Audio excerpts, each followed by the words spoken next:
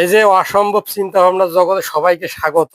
আসুন একটু করে ভাবি। সেটা হচ্ছে যে এই যে বিশ্বকাপ ফুটবল সেমিফাইনাল খেলাটা হবে, সেই খেলাটা যদি স্পেন এবং আর্জেন্টিনা এবং ফ্রান্স এবং ইংল্যান্ডের মধ্যে হইতো, তাহলে চিন্তা হচ্ছে কি মজার একটা খেলা হইতো। হ্যাঁ, দেখা যেত বিশ্বকাপ ফাইনালের আগেই দুটো কিন্তু ফাইনাল হয়ে যাইতো।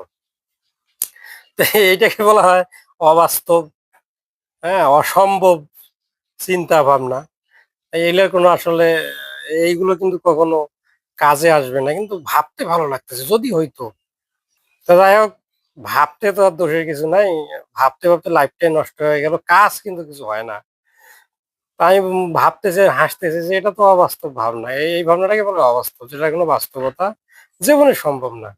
তবে আপনারা একটু ভাবেন, এই চারটা দল তো, চারটা দলকে একটু বিভিন্ন গ্রুপে ভাগ করে দেখেন তো, যে আপনার কাছে কোনটা হলে ভালো লাগে।